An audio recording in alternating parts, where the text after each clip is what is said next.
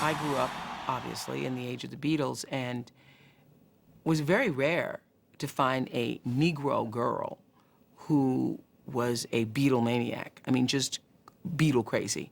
And not for me, Beatle crazy, but I was Paul McCartney crazy.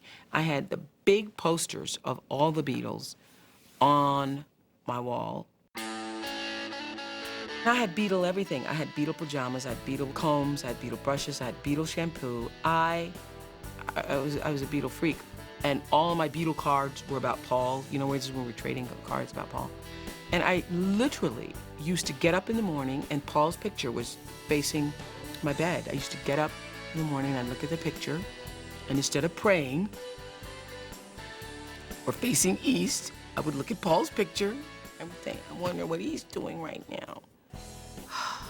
I wonder if he's gonna ever get married. And I wonder if it could ever be possible that he could marry me. And I used to fantasize about Paul McCartney, what's he doing? And I'd go through the day and I'd think, I wonder what Paul is doing right now. And so to grow up and then get a chance to sit down with Paul McCartney, I could not sleep or function the night before that was gonna happen.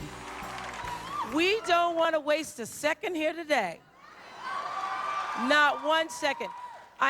Listen, I changed clothes 3 times. I can't even. I hope Paul is gonna like this, because I don't know, you know how in your life you have full circle moments? This is really one of those full circle moments for me. Full circle. Welcome, Paul McCartney!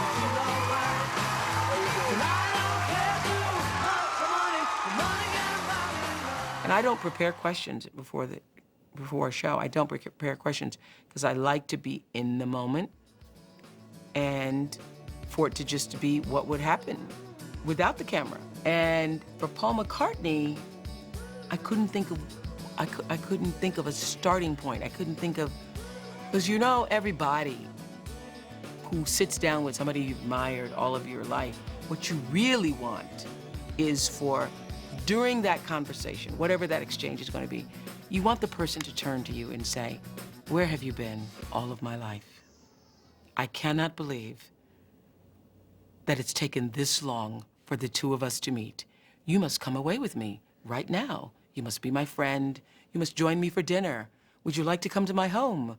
Would you like to spend the rest of your life just hanging around with me? That's really what you want? That's really what everybody wants. Didn't happen. Obviously, I didn't think hard enough. I couldn't figure out where to begin.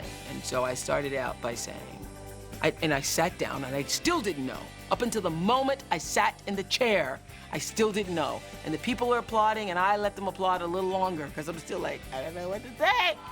So I was telling the audience, this is a full circle moment. And that when I was growing up, I used to have your picture on the wall, and every morning I would look at it and I would think about you and wonder what you were doing. Were you thinking about me? Yeah, I was. You were thinking about me? I was, yeah. And he said yes every moment. Was that not the nicest, kindest thing to say to me? And from then on, the ice was broken. We all have our own images, our own memories of what Paul McCartney means to us. How do you see yourself? Very lucky guy. Very lucky upbringing.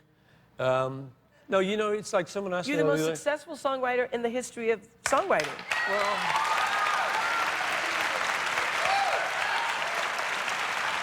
Really? I've done okay. You've done okay? The boy done good. Yeah, I like you so much. Oh. So do you see the Beatles as a great accomplishment in your life? Do you look at that as a great accomplishment? Not half, yeah. So that final concert, were you ready for it to be over on the rooftop? Were you ready at that time? Yeah. Yeah. It was like we felt it had come full circle, rather like you, Oprah. It's a full circle moment. You felt it was time to move on? Yeah, you know, the group was starting to kind of split. We were starting to have arguments, and we were getting a little bit testy with each other. So I think we just sort of thought, well, you know, maybe we should move on. What was your relationship like with John? It was interesting, to say the least. I always was, and still am, a big fan of John. So, you know.